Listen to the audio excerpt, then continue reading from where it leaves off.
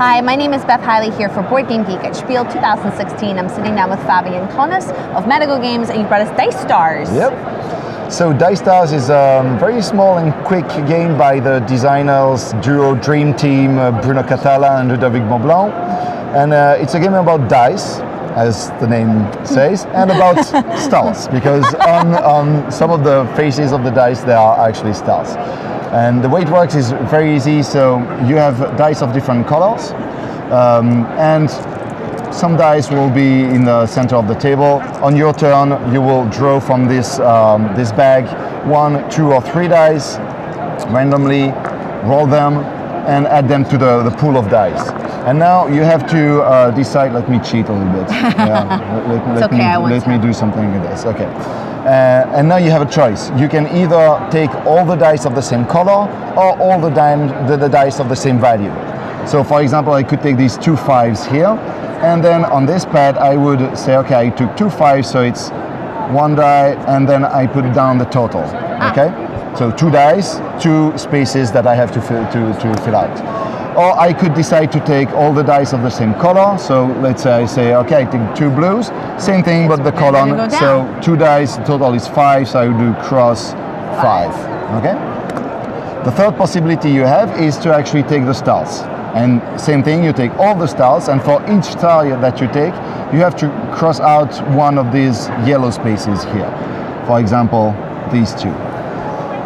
So play continues like this, and at the end of the game, you'll take each line and you'll make the sum of all the values in each line. Put that down here, and then, and that's the tricky part, you have the stars. If you have no stars in a line, nothing happens, you just write down the same total here. If your line is full, then you multiply by 2. But if it's partially full, it's times 0. Ooh.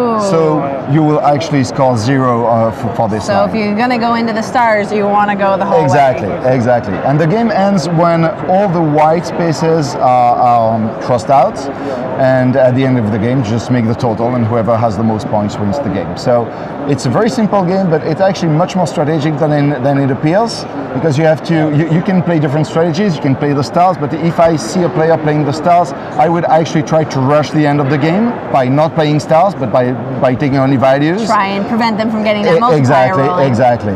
So yeah, again, very, very simple game, but clever game with a lot of strategies actually. I mean, these sort of games are one of my personal favorites, because it's something that as you play it, it's a lot deeper than it seems. Exactly. And I like the fact that you don't necessarily high numbers are not always best, since you want a pretty even distribution of numbers across this. And at one point, if you try to rush the game, you might actually end up in a situation where you cannot take any dice because you are completely full.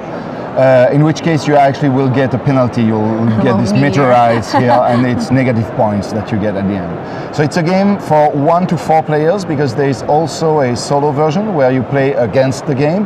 That's why you have these little spaces here. Otherwise, a competitive version is 2 to 4 players. So. Fabian? And very quick. Totally sold me on this one. If you guys want to check it out, it is Dice Stars, which is produced by Matagot Games, and thank you so much. Thank you.